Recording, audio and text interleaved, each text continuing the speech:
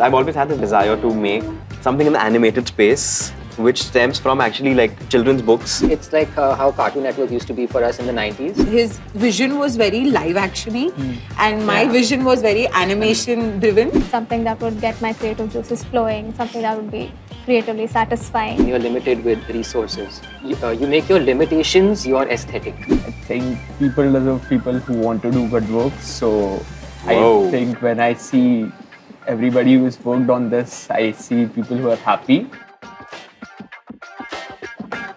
Hi guys, we've made a show called Domain8 and I'm sitting with the core team. It took us over 3 years to make this project come to life. And we thought, it'd be nice to bring the team together. All of us who've put in our time, effort and skills to it, just get to know our process and just get to know more about the project. I have on my right, Riffat. She's a creative director, the concept artist, and she designed all the characters. She's the one who interpreted my vision of this animated series and brought it to life. I am an illustrator and visual designer. I usually take projects based on their stories and concepts. And Domain really got to me like I really wanted to do this project and it was something very new for me. So I was very excited to get into it, and was a different concept. It has different areas of sarcasm and different way of approach, and that is why I really wanted to get into this project. And like you usually don't get this chance most times when it comes to creatives. You don't really get to indulge into it. So I got an opportunity, so I took it. Amazing. Yeah, that's Yes. And on my left, I have Anisha. Hi, I'm Anisha. I did the illustration and animation for episode 4 and 5. When Karan and Shikha approached me with the project, I had just come off of lots of corporate work and I really was looking for something exactly like this, something I'd never done before, something that would get my creative juices flowing, something that would be creatively satisfying and would make me challenge myself in various aspects of my skills. So it was very exciting to take this opportunity. Rifa designed all the characters and the world, and just to take a handover from her and then maintaining the style, especially because animation is so individualistic as an art form. So That's true. I think it was brilliant, like you setting the entire world and then her taking it up and continuing with it. So thank you. Moving to Mehar, he's my senior from college. And I've always admired his work and I've just been fortunate to work on a bunch of projects with him. We were just discussing the other day, the different genres of projects we've worked on, like from documentaries to romantic drama to this, which is like a new arena of sorts. Yeah. So Mehar, take it away. My name is Mehar. I'm a music composer, sound designer, and an audio wizard. I love to do anything and everything with audio. And when I got this project, when Karan approached me with this project, firstly, he said it's an animation film. So I was all ears anyway, because I love animation. And secondly, it was an action sci-fi. So there was like no second thought for me to do this project. And this was, I feel like, the most perfect project that came to me, because it allowed me to completely immerse myself into the film, not just the music, but also create the kind of the sonic atmosphere, the ambience and the sound for this. So it was fun. Okay, moving on to Vijval. Vijval, why don't you introduce Hi, my name is Vijval and I mixed the sound for Domain8, all 5 episodes. Also recorded the voiceovers. And it was a wonderful experience working with Karan. It was just this year, like a couple of weeks back, that we finally finished the final mix. We'll talk about the timelines also. Yes. Finally we have Karanveer. Hi, I'm Karanveer. I'm an audio engineer and a sound designer. So I did the sound design for 3, 4 and 5. Episode 3, 4 and 5 on this. I've followed Karan's work for quite a while. He was my senior in college. So you're my ultra senior. Okay, cool. So Yeah. I followed his work for quite a while, and he showed me the project, and I was like, this is something I really want to do. The tone of the audio feel, everything was quite set for me Yeah. since he had already done the first and the second one. I really liked what he had done with it, so I just wanted to take it forward and give my few bits to it. So yeah, I really enjoyed this. Was one of the most interesting projects I've worked on yet. So yeah, True. Really nice. Great. So that's the team. I'll just do a quick introduction about me. I'm Karan. I have written, directed, and produced the show, Domain8. Yeah, I always wanted to see my name as a creator. Yeah. So I got this opportunity to do that. Showrunner. Creator. Showrunner. And yeah, just glad that, I could do it with all of you more than anything else. 2019 December is when I started thinking of, like the germ of the idea basically. In hindsight, when I think about it, I wanted to make a political film, and I started writing a short film where there were two friends who have very contrasting political views, and they're sitting at a bar and having a drink and discussing their politics. And I realized that my style of writing is dialogue driven. I want to do something more than that. Just you have that itch of experimenting with the format. So I wrote that, but I wasn't very satisfied with it. So I wanted to make something more palatable, which is political at large, but on the surface, I want now on at least, whatever that I put my mind and time into, it should be palatable to a larger audience. It should be entertaining in the first place, and then as a layer you can have whatever meta commentary or politics or whatever world you have, that should be layered, I feel. So that's what the idea was. Awesome. And then 2019 December to like April 2020, when the lockdown hit, there was no work, nothing was happening, everyone was just at home. So I want to actually discuss the importance of the lockdown. I know it's been like very tough for most of the people, but I think creatively I have found that time off mentally where I could just cut off from everything because there was nothing happening and just focus on this one idea that I wanted to make. So April 2020 is when I started full-fledged writing this, and the show was called Fat 82 back then. Fat 82. Like X-Fat. X-Fat. is a Okay, format, like the right? drive. And when I was in school, that was my jersey number. Okay. 82, okay. So it was called, the working title was Fat 82, and I had shared it with Mehar and Ayush.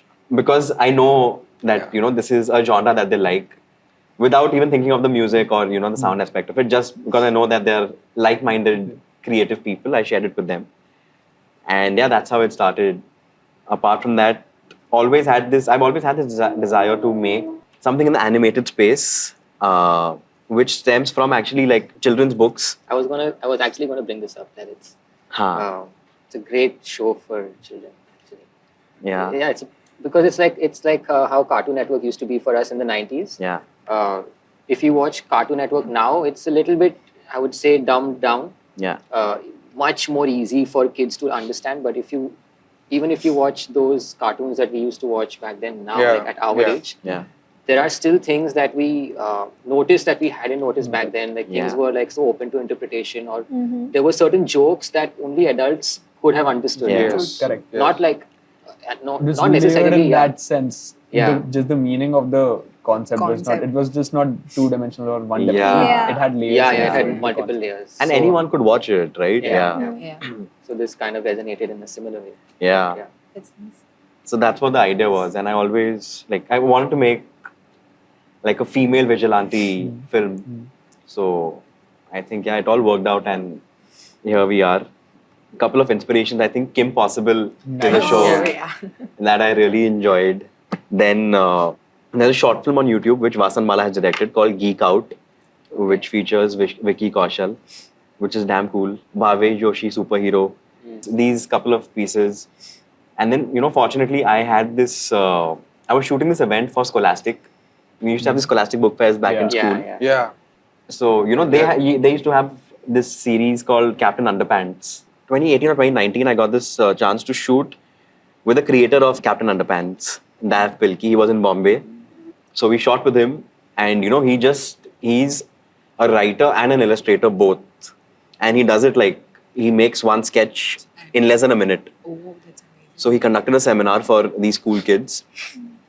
And just, those books is what I saw back in school. And then seeing him live, it just stays in the back of your mind. And yeah, it just seemed like the right opportunity to put all of this together, channelize it and make it happen. Let's start from the start. Okay, let's How start. we got in touch. Yeah. And then when you heard the idea first, Yeah. what was Yeah. your reaction? And then how, you took it on. I have this sweet friend, Shikha. So she actually introduced me to Karan. He sent me the script, okay, and I read it. I read the first episode, and he had sent some very rough storyboards. Yeah. I have them with me. Very, very rough storyboards. They were so cute. And I liked how he had drawn the characters and like very rough characters, and he'd written notes on the side, which was super cute. So I never ever seen anybody like like executed like that and like give it to me saying that this will help you and all. So which was great because then it got me into the understanding of what the essence and the vibe of the whole film was. What got me interested was that there were certain references that he had shared. And I have been a huge Samurai Jack fan. And that was enough for me to get into the project. Like for me, that whole spectrum of 90s was something that I really, really craved doing growing up. Yeah. So I thought this is an opportunity. I'll just want to create something. And it was like very elaborate. Like I could do anything. And it was scary but very exciting at the same time. We used to like sit for hours, like 2-3 hours, and just like storyboard visually, and like we used to sit for 2-3 hours on a call. Just read the script on Zoom calls. Yeah, and this is the first time I'm meeting him. Today is the first time we're meeting. Yeah, we are meeting for the first time. We've been working since 3 years, but we're meeting for the first time. We've worked for 3 years. We've known each other now for 3 years. Yeah. And this is the first time we're meeting him. We used to work like 2-3 hours on the call. Okay. We used to read the script and do a short division breakdown. The way you interpreted these into your own style, it's incredible. Thank you. Yeah. Thank you. Yeah, I also wanted to like share the chaos that we were in during the COVID thing because we couldn't meet. Yeah. So we couldn't sit and discuss. Yeah. So we had to actually get on like hours and hours of Zoom calls. And then Karan is then sometimes putting on the video and he's acting कि कैसे show करना है. And then his vision was very live actiony and my vision was very animation driven. So in live action, you have a space of showing 3-4 shots, one after the other. But in animation, you have to show those 3 shots in one shot. And actually, it was exciting because then in some areas, we added those live action and animation. We merged the two, areas. And then even if animation wanted 3 shots, we gave it 5 shots. It was okay because it worked. So that was very exciting and new for me. And I always wanted to do characters like from scratch. So that was very exciting. And then Samurai Jack. So the reference you can see in the characters. And Zima Blue also. It's incredible. So Zima Blue was... I think that helped us in terms of our palette designing design also. Like the blue, we got inspired from... ours is not Zima Blue though. Yeah, ours is a different blue. Ours is Domain Blue. Yeah. But that was a source of inspiration. Yes. And do you want to tell us about like when we started with the concept art, we had like a crow and everything. Yeah. And then we decided that there won't be any life form that will be seen. So when we started, we wanted to be like very grimy. So crows are part of showing grim, like cats and like some sort of animals of sorts. And it was very dark. Like it was darker than what is right now. So when it started, it was extremely dark. And we had started with very dark storyboards. And I was very happy with it because I love dark stuff. So slowly and gradually, we came into a space where it was where it is now. So we added the blue, so it amped up the less, it gave it a little light. We wanted to create like a distinct identity of its own. Even Zima Blue, I think, has a bunch of colors happening. Yeah. It has a lot of layers. A lot of colors layers. happening, but we wanted like a distinct style. So then blue is something that we chose because it's an electric blue. It's also futuristic. It also stands out with the black and white. And yeah, but we're like, this is the first season. The idea is like, as we go on to other seasons, there will be exploration of other colors with different themes. You introduced the red at the end. Yeah, we did. Yes, it's gonna be. Yeah. While we were also doing the animation, so I have like two of my friends who worked closely with the animation for the first 3 episodes. Okay, and when I told them that the drama needs to come, so their names are Chanel and Pratik. So Pratik basically was leading the entire animation thing for the first 3 episodes. And Chanel also worked on, I think, first 2 episodes? First episode, yeah.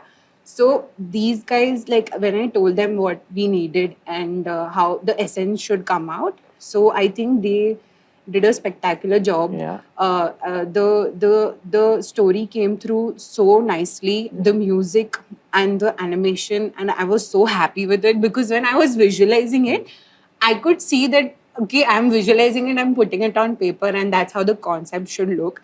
And when I designed it also, I was like, this is something what I'm envisioning and what Karan was also envisioning in terms of the power of the entire frames. Yeah. And I think Pratik and Chanel nailed the animation. Nailed it, yeah.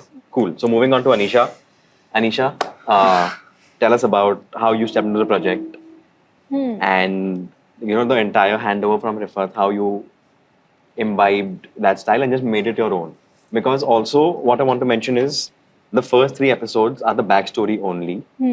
And fortunately, episode 4 and 5, the 2 episodes you did, are more dialogue driven. Yeah. So what do you think about that? Because there is also a treatment change. I noticed a shift in your styles. But I've shown it to a couple of, like when KV saw it, I asked him particularly, and he said it flows very well for him. He couldn't, spot the difference. Yeah, I'm glad I came in on the 4th episode because I really liked the way Riffat, Pratik and Chanel had strategized the animation and illustration for this, because it gave me, like, the animation work was a lot less than it would have been if it was like proper, like a Samurai Jack level animation and stuff. Yeah. With a full team of people working. Yeah. There's this book called Tomorrow, and Tomorrow. It's based on these 2 kids, college kids, who make a video game in the 90s, which is super successful, and then it's their life post that video game. It's a beautiful book, you guys should read it. But there's this nice line in that book when they were working on their first video game. It was, I'm not like quoting it exactly, it's just like close to it. When you are limited to your skill, or when you are limited with resources, then you make the aesthetic, you make your limitations your aesthetic. Yeah. Basically, you create a show taking advantage of the limitations that you have and make it look good. Yeah. So I think that this show has done really well. Knowing that we have, say, a limited number of people who are working on this, and it's animation. Like it's not an easy. It's intense. Yeah. Like I realized how intense, or like how extensive it is while working with the both of them. Yeah, so I came in at episode 4. That's when, so Riffat and Karan had already discussed episode 4, I think. Yeah. I had like a 2-hour recorded call. Oh yeah, that recorded call. Oh God, we had said, like, we had done so many. We had done. It was long. A short It was division. a long call. But it gave me like a good insight into what you both were thinking for the story. So that was like a very good starting point for me. And then I obviously did more referencing and all that. Of course, Samurai Jack was a big reference. Then generally anime also was a reference. Yeah, because there was like a fighting and a training montage. So anime and Samurai Jack like really helped with that. I think you nailed it with the like both the fight action sequences in episode 4 and 5 are Incredible. Yeah, episode 4, actually, the fighting part, Shikha had animated. So, episode 4, Shikha helped me with the animation a lot. Yeah, that was great. Because so I showed her the frames for episode 4. She got really excited. She was like, please let me do animation. So, I gave her a few shots to do it, and she obviously nailed it.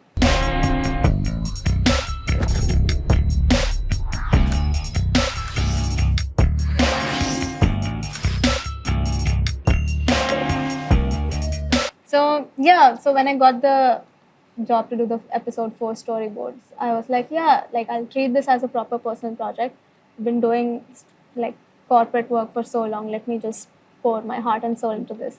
Then I made like so many frames, and I was like, oh my god, how am I gonna illustrate it and animate it? It's gonna be such a huge project. I'm like, this is like Karan's personal project. I'm sure he doesn't mind that I'm like working so hard on this.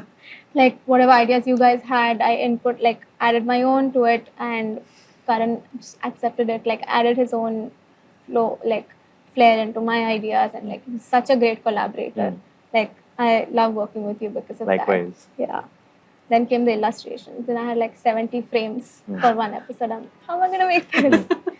So I got very overwhelmed. So there was like an on and off moment of like, I'll start and then I'll do a few frames and I'll get tired. I'll do the other projects that I have, and then I'll again start, stop. And then I'm like, no, I need to finish this. Then I get a momentum, and then I finish it in like 2-3 weeks. But that totally took like 2-3 months to finish the illustrations itself. I have a question. How do you like dabble between illustration and animation? I really enjoy like making my own thing. So like if there is something I want to make, I want to be able to make the whole thing. So if like I felt limited not knowing animation before, like I started as a graphic designer. So then I wanted to learn illustration. And once I learned illustration, I'm like, oh, it'd be nice to animate this. So then I learned animation, and of course like help from everyone. Like I had worked with Riffat like for such a long time in a studio, and then having to work with Riffat's style was amazing. Like it was intimidating. Huge shoes to fill, and her style was very unique in this. But I think it was just the need to want to do it on my own that I kind of learned everything. Like this is what I want to do, right? Yeah. I want to make art. Yeah. So I want to learn everything I can to make art. You guys want to mention about the softwares that you used, both of you? Just give us an idea about, like in a brief sentence. Photoshop for illustrating, After Effects for animating. Tried adding some cell animation in the end a little bit, just thoda sa for walking and stuff. But those two softwares. Oh yeah, so because of COVID, I didn't have a laptop. Oh. So I made all 3 episodes on my iPad. So all the first 3 episodes are on the Procreate app. So we I was going crazy in the beginning because like in Photoshop, something that takes you 1 step, in Procreate you have to take 3 steps to do that one thing. So I was going nuts in the beginning. Like I was like, how am I gonna and I don't have space in my iPad. I'm gonna finish this. And it was crazy, I remember. I used to send him such weird files, sometimes. Like some random zip file that is not going only, it's not delivering. So it was, iPad is a very good device. Don't do that. But like when it comes to an extensive project like this, it takes like for the workflow. Like Photoshop sometimes crashes with what stuff we do. Yeah. So can you imagine what would happen Don't to get Procreate? You can. No, I love iPads. Okay, great. So now we'll move on to music.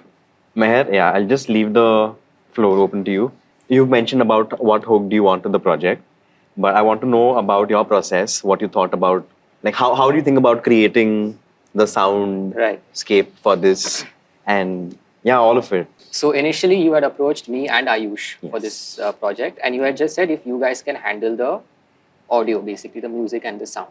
Between the two of us, that time Ayush and I, we decided that Ayush will do the music and I will do the sound design, because I was extremely excited to do sound, and especially for an animation project where you start from a blank slate. Basically, you create a world with nothing. Basically, even for live action films, there is something. There is some kind of sound always there, at least camera ka sound or dialogue ka sound. Yeah. Something is there, but Yeah. in an animation, it's completely silent. So you have to start from the very like sound of the air conditioner in the distance to like how would you interpret the past and the present, you know, these kind of things. But Ayush eventually got busy, not eventually, like almost instantly. Yeah. He worked on 2 themes in the start. He did Codec's theme and he did Torrentino's theme.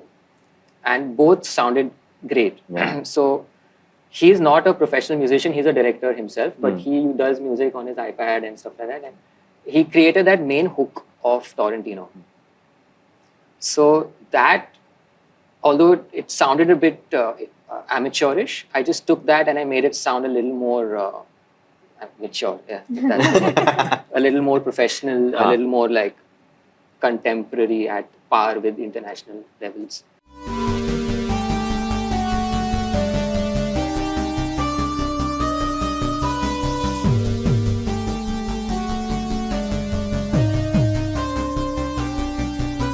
That hook, which Ayush made, set the tone for the entire show. So he contributed just maybe 8 seconds, but it kind of defined the entire film. The Codec theme, what he made, although beautiful, we couldn't incorporate because it didn't suit the colors and the Yeah. themes.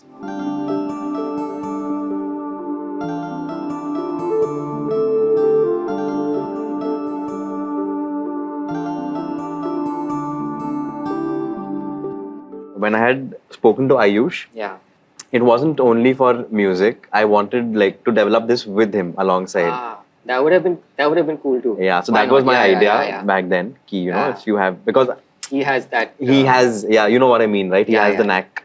I know you said that you wanted to make a film that was kind of a hero's journey, but I saw it in a little different way. I found that the antagonist Torrentino is the kind of protagonist of the film, because it starts with him, it kind of sort of ends with him, and it's his journey in a sense, and it's not a linear journey. It's more like back and forth. Yeah. And he is the one character that you get to know his past of, also his present of, also. Yeah, it's his origin story. Why he became who he was, which I found most interesting in the entire film. That's a very cool way to Yeah. look at it. Yeah. Which is why Torrentino is the only character in the film who has a theme of his own. The other characters, it's just based on kind of the situation. One of my favorite moments in the film is the climax when Torrentino and Codec are having the face-off, but it's an 8-bit video game. Yeah. And then that kind of transitions into punch. the real, Yeah, the that's real Yeah. life. amazing. Fully That's Karan's like- idea. So- That was Yeah. great.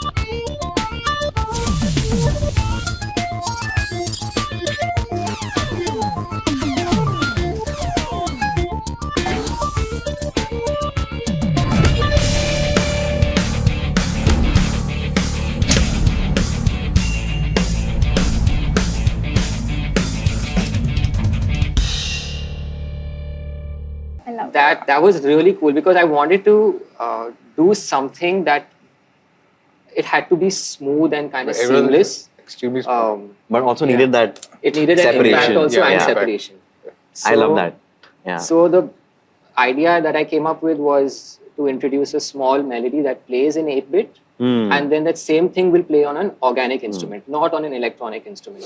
So that is being played on a synthesizer when the video game Yeah. is happening, and Yeah. that same riff then Gets on the plays on guitar. the electric guitar. So with real drums. So the video game has those electronic drums, and I think you nailed the sound design for that. Yeah, yeah. Love, that love was that amazing, sequence. man. Yeah. Yeah. While I was working on it, it kind of came to me, and it felt like a very organic kind of thought, which was that most of the music, if you notice, it's very loopy, which means like I play a melodic phrase, a short melodic phrase, and then that's repeated multiple times, which changes over time depending on the scene, which kind of worked for me and for the film because in a way, the entire film is a loop. Like it is a loop of revenge, which I think worked interestingly in music also because it was entire thing is a kind of Yeah. loop. I remember the first piece that I sent you did not like. I don't think you did not like it. It was more like you said it didn't go with the film or something. And I just sat on my laptop with my headphones. I downloaded that dial-up connection sound from YouTube, and I just placed it with drums. I think you had given me key approximately it has to be 10, 15 seconds or something. 15. So Yeah.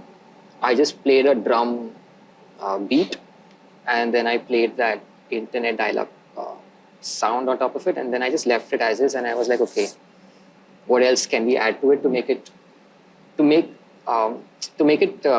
sound?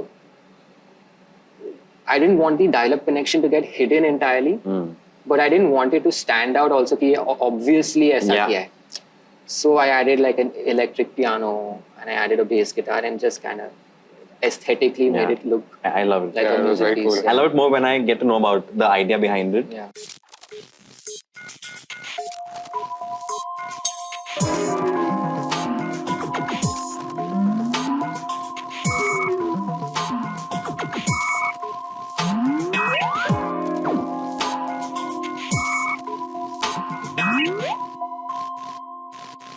Also, it's a polyrhythm, which is kind of like you have two different time signatures playing simultaneously. So you have one thing that's playing in 3, which was the electric piano is playing ding, ding, ding, ding, ding, ding, but the drums are playing in 4/4. So 3 and 4 eventually add up to 12, right? So 4 will have to repeat 3 times to reach 12, And and 3 will have to repeat 4 times to reach 12. So the loop kind of meets on the 12th bar, Got it. which is the end of the song. Wow. Yeah. So different, like all of our approaches and inspirations. Yeah. Love it. Cool. Okay, moving on to Vijval now. 2 things to start with. How did you go about recording the vocals for all the cast members? And what were the different equipment and consoles you used? I wanted to do something different, not what people usually do is when they mix and when they record, they usually kind of record everything dry, everything clean, without any effects, no post-processing. And then, they take it for post-processing later. While in post, they add their plugins and effects and everything. But I wanted to, kind of finalize a sound right from the beginning, so that there is no, not a lot to do later, and to get that kind of warmth that I wanted from, a narrator's kind of voice. That's the main reason why I decided to, go with recording it directly into, and Abhish's voice texture is really great. And that, was accentuated even more because of the preamp, yes. It's the Avalon Designs VT737 preamp. During the lockdown, we thought that we'll do the voiceovers over Zoom. Yeah. Because, most artists by then they were doing live setups streams and at everything, home. so everyone had Correct. mic setups at home. Correct. So we did a recording with Shashwat, we did a recording with Abhish. But when the files came to us, Vijval wasn't satisfied with any of it. Yeah. He's like, bro, we have to do it in a studio. We used the Warm Audio U87 mic Oh, beautiful. at Island City. And then Just Abhishek that Nair Abhishek recorded at Pickle. So, recorded at his studio. yeah. Nice. Yeah. So he came there afternoon, just the 3 of us. Also, Abhishek का जो last scene है, you shifted his voice slightly, yes, made it a little deeper. Slightly deeper. Yeah. So for the last sequence, Abhishek's voice, entire track is duplicated, and there is a -12 pitch down on his voice, and that is heavily compressed and blended with his original kind of sweet, voice. sweet. Just to get that kind of very deep, grunty villain like when they have these Hollywood movies. You've killed my entire crew. That's proof enough of your physical strength. But do you also have the mental acumen to beat me in an online game? Now coming to KV and Mehar both for the sound design. I'll start with you, KV, first. The handover from Mehar and what you made of it So when you showed me the project, you told me like, just watch it. Yeah. The first 2 episodes have been done. Music, SFX, everything has been lined up. 3, 4, and 5 are yet to be done in terms of sound design. Music is there. So you showed it with me. I remember it was just with the voice for one of the episodes, and rest had the music to them. So watching the first 2 episodes, it's sort of set the tone for me, like what we're going at, and also visually it gives you the cue for the sound. Like you said, it also sets a tone in the sonic realm. Ki this is what would go with the tone of the film visually. I watched the whole product. I watched the whole finished edits. So it kind of gave me something that I can build upon this thing, and I can lead the sound design up to a story finalization and maybe sow seeds for the next upcoming thing. So that's what I feel I've done in the sound design bit. Also, like I work on Reaper. So it has infinite possibilities for me. It's like, but infinite possibilities with a tight deadline is like a so I had to limit myself, and I also did a bit of I synthesized some of the sounds on Faceplant and Serum, and ambiences and drones were from Faceplant. Generally, what I like to do is I like to design the sound on a natural level. So suppose if it's one of the shots is our flame when he lights the matchbox. That the other one is where he's breaking that glass. I like to do those naturally and then put them into effects and then give them the sonic identity that they deserve. So that's what I did with the sounds. And also for the 8-bit thing, that's exactly what I did. I designed it in a normal battle zone kind of a thing, like a normal fight sequence. And then I degraded them down into a sample rate 8-bit zone. Nice.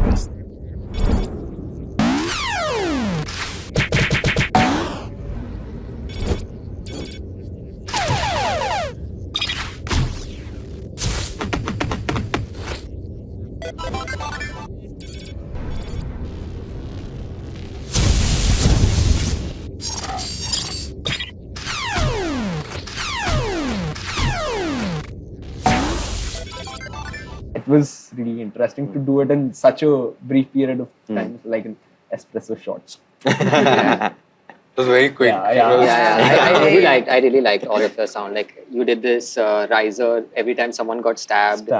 Okay, coming to Mehar, the sound design. What was your approach in terms of like what were the sounds that you picked? So yeah, like the first 2 episodes, primarily the first episode because it's like his backstory and Torrentino's backstory and stuff. I wanted to create that difference between present and past. So for that, primarily I used this very ominous synth pad that just runs like a drone, just runs throughout. And on top of that, I just added organic sounds of what is happening on screen. One thing I really like to do with sound is, like you said, playing with the dynamics of it. So when something is really loud, when something is really soft. Orson Welles' Citizen Kane, basically, he has this one scene, there's a parrot that's in the foreground and it just shouts. The only purpose for that parrot to be there to shout was to wake up the audience. It's a loud shout of a parrot. It is just so that if you have drifted away from the storyline, come back. Wow. You know, so I like to use these kind of elements also to again recapture the attention in case it has diverted from the audience. So that blip sound is actually one of those kind of sounds. It's an intricate-ish, and I'm glad the main sound of the blip, which is that drone-ish whooshy sound, is very loud because it's like in the front. So these small things, it's fun to like experiment with. And the fact that this was one of those films where you could experiment, that was cool. So we also always take into consideration what the listener also might go through while they listen to it, and obviously Mehar and KP might have thought about how it's going to sound on headphones, what sound should they place in the right or in the left, or what sounds like the blip going from right to left, so it's like panning from your right ear to your. It kind of immerses the person into the scene and kind of makes it better. Again, music cannot come out of something that is the better the visuals, the better the music. Yes. Basically. So it was the visuals that really inspired Yeah. the music. It came to me extremely naturally, Yeah. both the sound and the visual and the music, Yeah. because the visuals were just so like perfect. You know, everything was meant to be exactly where it was. So it just fit. This inferior treatment enraged him, adding fuel to the fire burning within. He wanted to break free from his circumstances and show the world what he was truly capable of.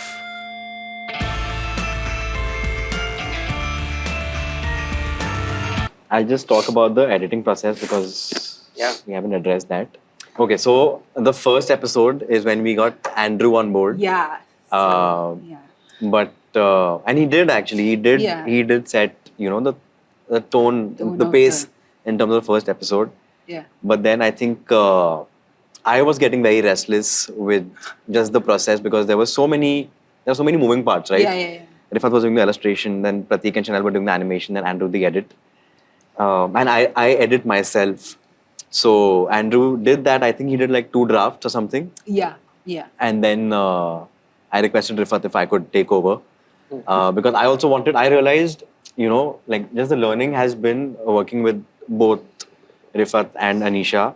As she mentioned that, you know, how much she was cutting down in terms of like, if I have given her like 50 frames one episode, she can do it in 35 frames.